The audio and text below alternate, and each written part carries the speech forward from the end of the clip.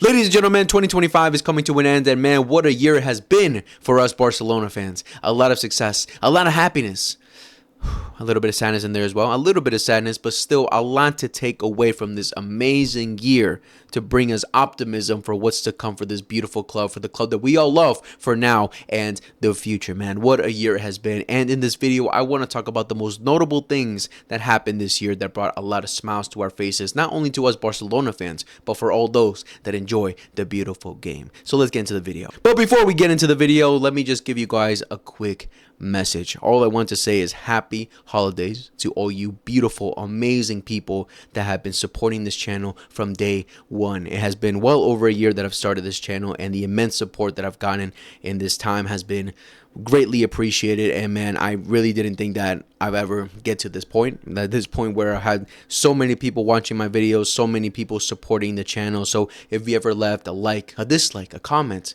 you dissed me, whatever the case may be, any type of interaction you've ever had with this channel, I appreciate you so much. I truly do. And I wish you guys nothing but success and happiness to yourselves and your families for this upcoming 2026 year. I wish you nothing but the best. But yeah, guys, greatly appreciate you guys. Happy holidays. Now let's get right into the video. All right, so let's get right into it. Barcelona's amazing 2025. And like I mentioned, I'm going to break it down into 3 topics. So let's get right into topic number 1, and that is Barcelona's style of play and tactics. And what does that mean? The high line for life. The high risk, high reward system that Hansi Flick implemented for Barcelona to have success in 2025. And as we all know, it definitely brought success to Barcelona. Definitely brought success. But there were definitely moments where we felt like this. Butt clenching moments, because not only did we play great football, but we were also known as the Remontada Kings. The amount of comebacks that we had to make last season was definitely, man, it made you feel like this, bro. It made you feel like this because we all know in the past, there were moments where Barcelona would go down, where they looked completely out of it, that there was no chance that they were going to make a comeback. But with Hansi Flick and the mentality that he instilled to these players, we were able to make incredible comebacks with the high line playing a key role. And of course, everyone going forward and doing their jobs, because we all know for this system to work, everyone up top has to contribute. Everyone on the team has to contribute. Because this leads me to remember a time where Ange Postecoglou was the manager at Tottenham. And he had a similar system. That's when I really saw it for the first time, really. I know managers in the past have played it, but for a while I haven't seen it. And then Ange Postecoglou did it with Tottenham. And we all saw that success, a period of success where he had with Tottenham, where everyone was like, okay, look at him. He's going to probably bring success to Tottenham. He's going to probably bring some trophies in. Maybe they're going to compete for the Premier League. But then we saw the massive dip in form that they had, the massive cliff off that they had, because clearly up top they didn't have the quality. But that's a complete difference with Barcelona. We had the quality, and Hansi Flick saw that quality that we had.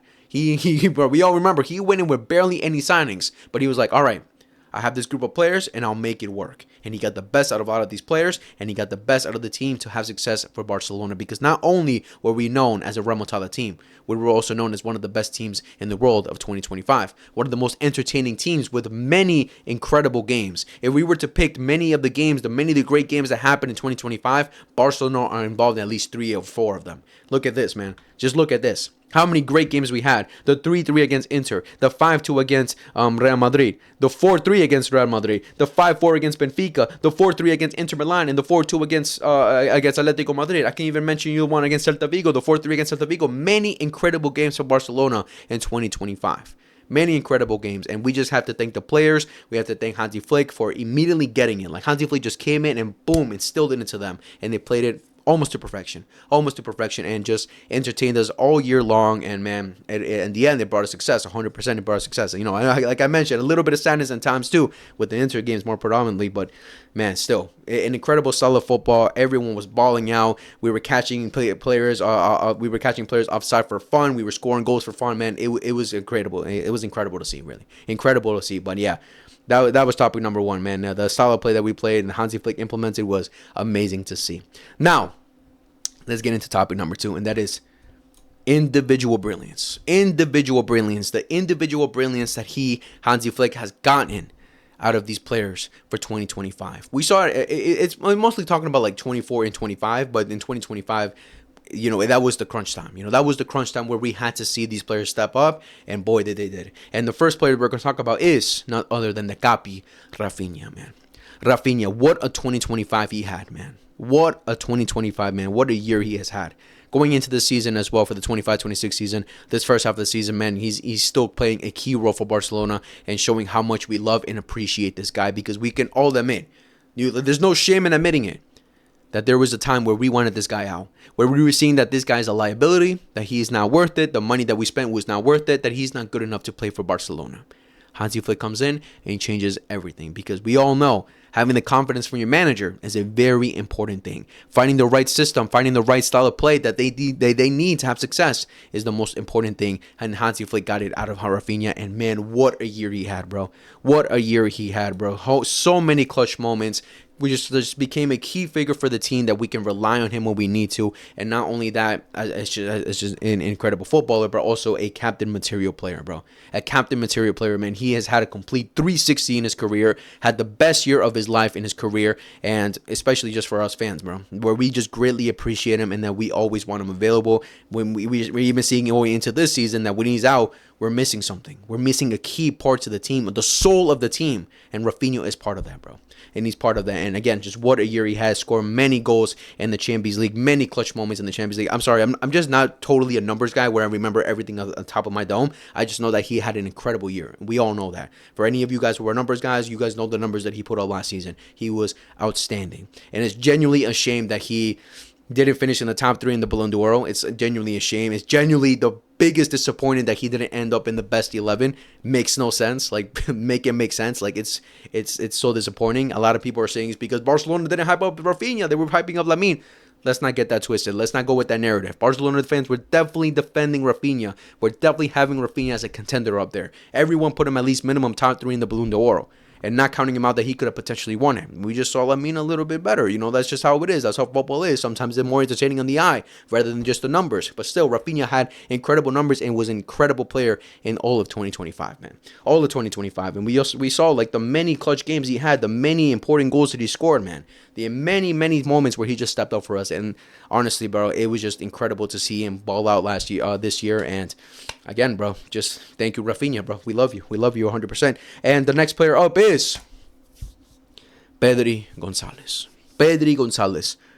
What is the main thing that we've been asking for this guy for time now, since he joined Barcelona? What is the main thing? A fully fit season, a fully fit year.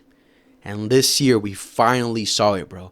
We finally saw this guy play consistently. We finally saw this guy being consistently available. And man, it just shows how important he is. Man, it just shows why he was one of the best players in the world, considered at one point when he was first starting off at Barcelona. And this year, he showed why he's the best midfielder in the world, bro.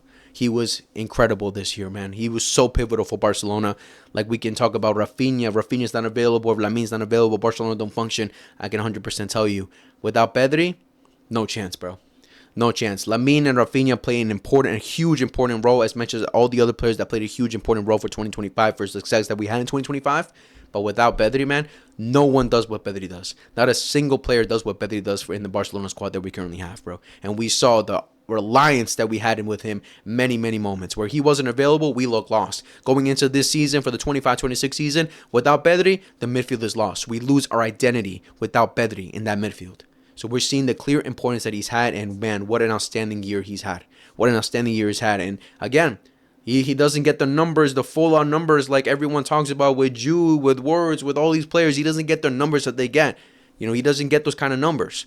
But it's just a matter of, you watch this guy play football, you're just so entertained and you're just so amazed of how incredible he is, bro. Everyone understands that you don't have to just look at the football ratings. You don't have to look at the numbers. You have to just look at how he plays football, how he plays the beautiful game, and he makes it look beautiful, bro. But what a year that Pedri had. And, man, I just hope that we can continue having him available for now in the future, because again, he's still very young, bro. I think he's 22 years old, man. He's gonna last us for many years to come, and he's gonna bring us even more success. And we're only probably gonna see this guy get even better, bro. Get even better. I can see it, bro. Because if he's playing at this level at such a young age, imagine with more maturity, imagine with more experience. Whew, man. Ballon d'Or shouts. But what a year that Pedri had. And next up is Lamine Yamal, making his debut for Barcelona at the age of 15 in a La Liga match. And look at the years that have come into what he is now, bro.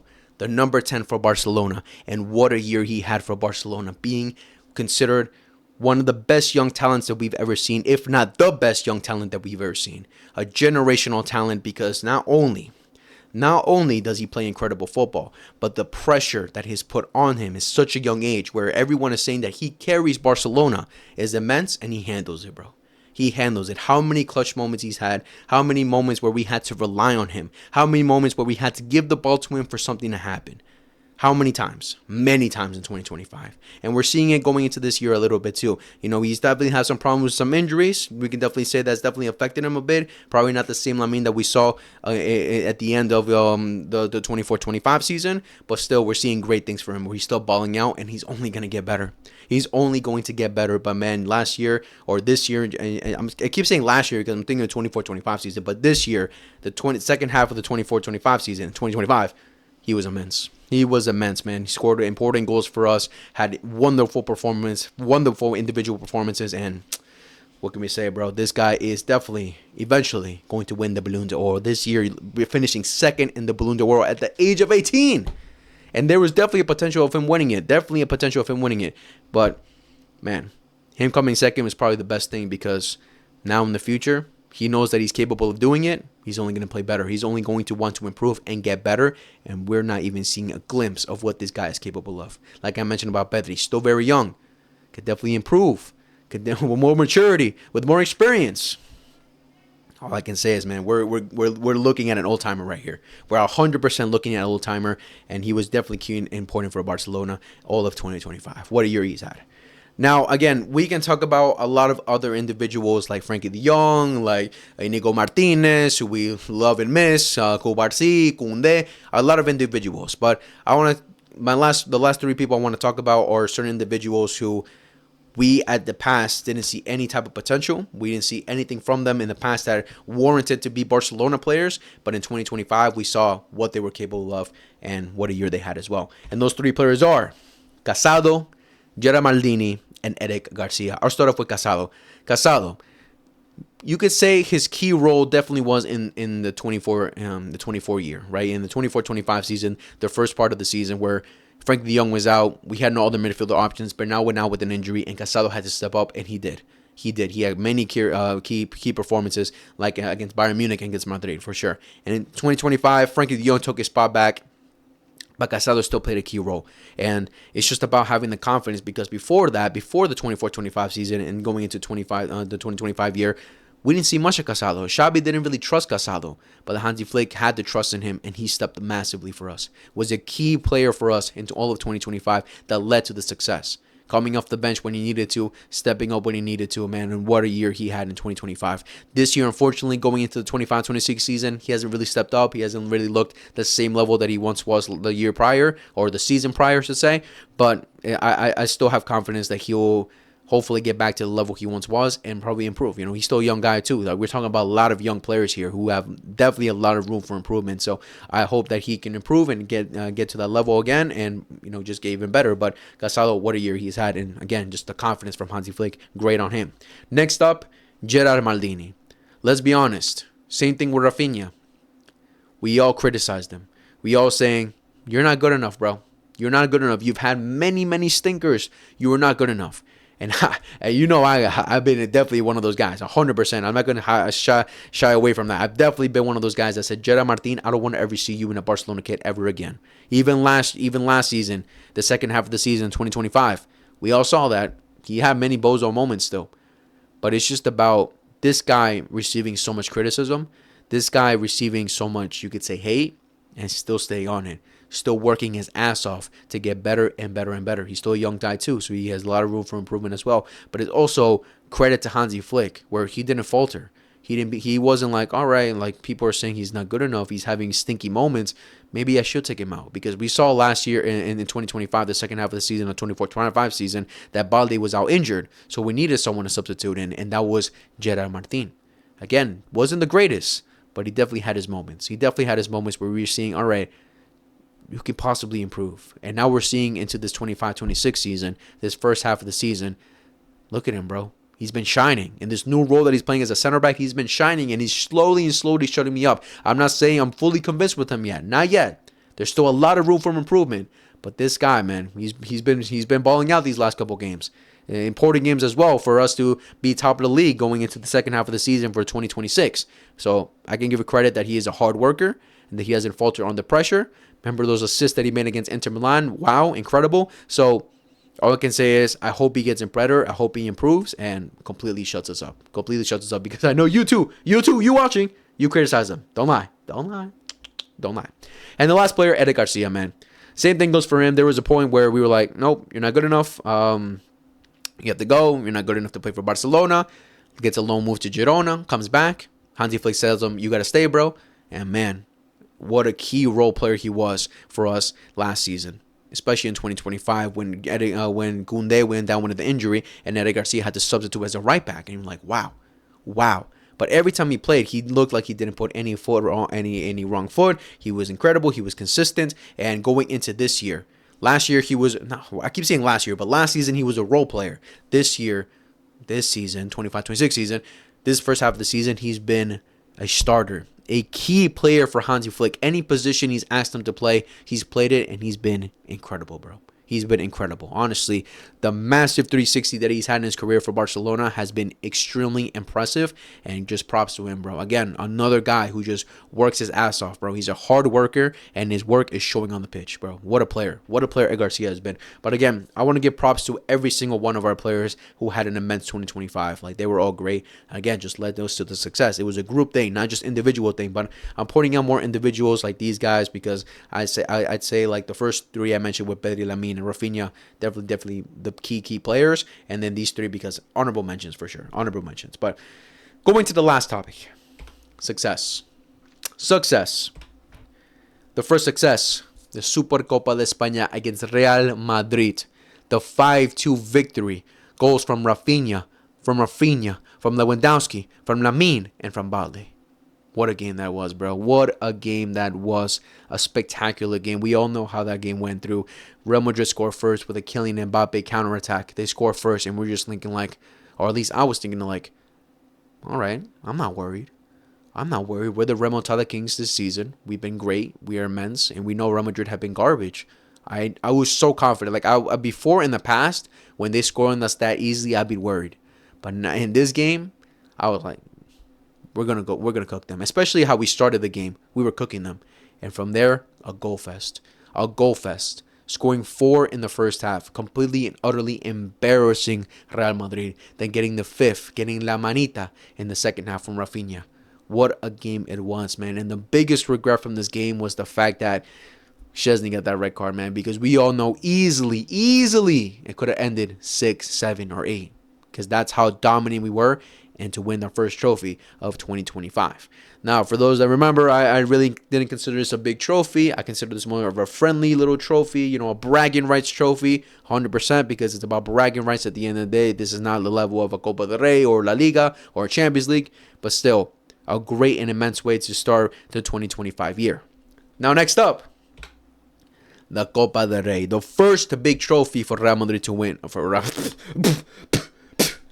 For Barcelona to win in 2025. I don't know why I said I bugged out right there. For Barcelona to win in 2025. And again, what an incredible game that was too. Barcelona, complete dominance in the first half. Cooking Real Madrid. Absolutely destroying them. Everyone was already saying Barcelona are going to eat. We were already the favorites before going into this game. But after watching that first half, everyone was putting their money on Barcelona. Especially after Pedri got the amazing golazo. What a golazo. Top left corner. To bring us up 1-0 into the game.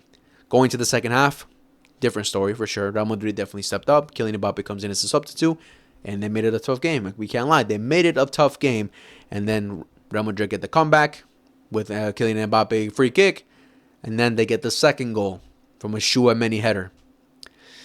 I think it was like 20 minutes left. 20 minutes left or 15 minutes left where it was looking tough because Real Madrid were defending for their lives. Then one little counterattack. Lamine Yamal with a beautiful ball to Ferran Torres. Ferran Torres goes around Thibaut Courtois and bangs it in for the 2-2. Extra time. Luka Modric, Brahim Diaz, whoever you want to blame, gives us a beautiful set-up goal for Jules Koundé to take and slot it in perfectly against the best goalkeeper in the world for Barcelona to win the Copa del Rey in 2025. What a game that was, bro. One of the most viral videos that I've had in my channel, one of the most viral TikToks I've made on my TikTok account, like, because the reactions were insane, bro. So many ups and downs during that game, and in the end, it led up to happiness with Jules Koundé's goal and us winning a trophy against our biggest rival. A big trophy against our biggest rival, man. What a game it was, bro. What a game. That was immense. That was such a happy moment for sure. Next up.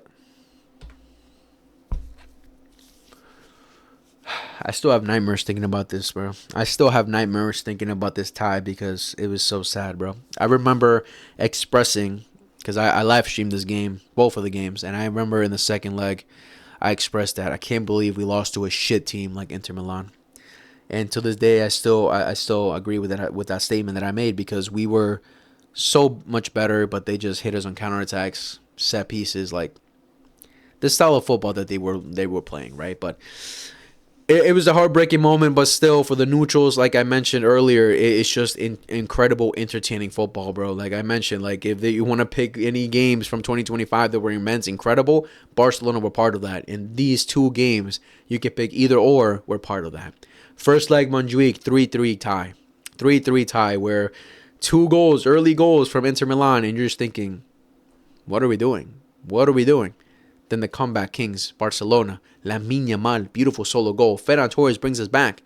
And then they get the third goal as well in the second half. And then the second half, Rafinha with the bangs it from outside the box to end the game 3-3. But yeah, that game should have been for us to win, because we were all over them. They were defending, trying to hit us on counterattacks. That's the style of football they play, and obviously our weakness.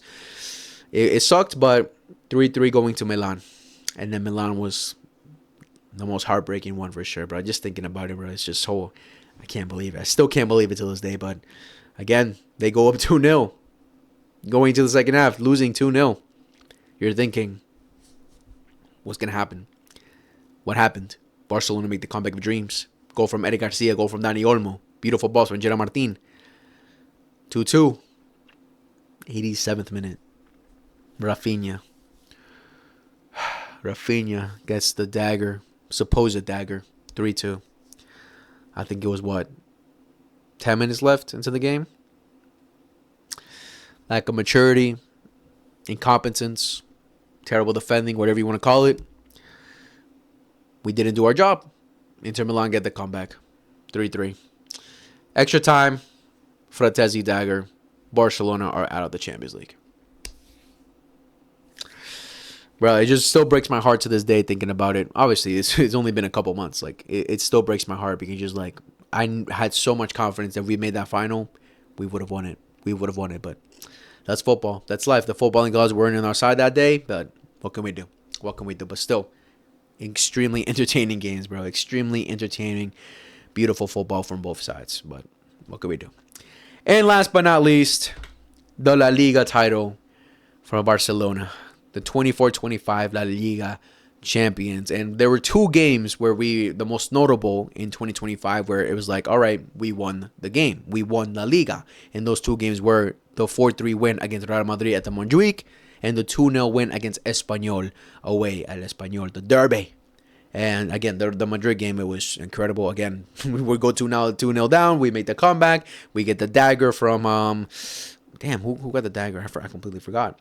It was Ferran. Lamine scores the first goal. Rafinha. I totally forgot. I'm sorry. I forgot. But we get the dagger with the 4-3.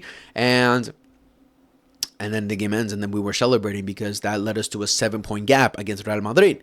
And then we had to win against Espanyol to make it mathematically impossible for Real Madrid to win.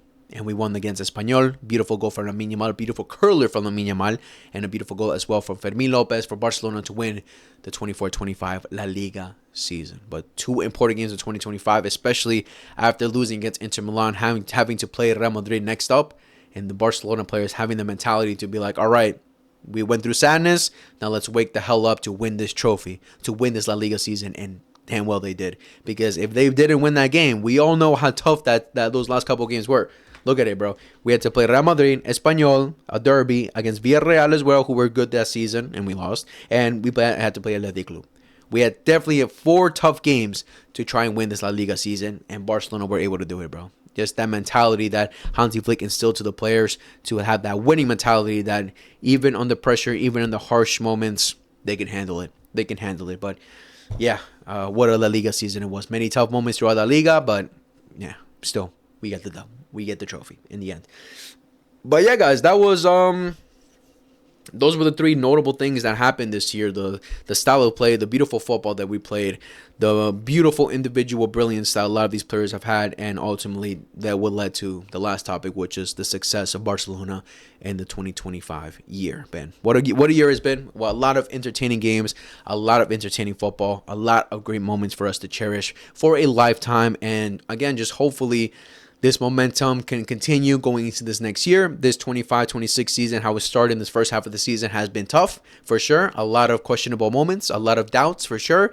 But how we're ending in the 2025 year, top of the league, some optimism for sure that Barcelona are capable of doing what they did this 2025 year going into 2026. Hopefully, man. Hopefully. But man, the beautiful game, bro. The beautiful game just entertains our lives so much. But yeah, guys, that was the video for today. Let me know in the comments what was your most notable moments in 2025 from Barcelona that just brought you happiness, maybe a little bit of sadness, maybe whatever feeling you had in 2025. Let me know in the comments what that moment was. Who was your key player in 2025? Who you loved all of 2025? I'm going to say Pedri. I love them so much in 2025. And what is your goals? What are your thoughts for 2026 for FC Barcelona going to 2026? Because we have a lot of important games coming up for sure. And, we're going to be there. We're going to be there for sure. We're always going to support this club no matter what. We've been through thick and thin. And, right now we're in like thinnish right now. We're in thinnish right now for sure. But, still going to support this beautiful club. But yeah, guys, all that, make sure to leave that in the comments below. Again, one more time, I wish you guys happy holidays, much success going into the 2026 year, and much love to you yourselves. Many blessings to yourselves and your families. Thank you very much. I love you guys. Peace.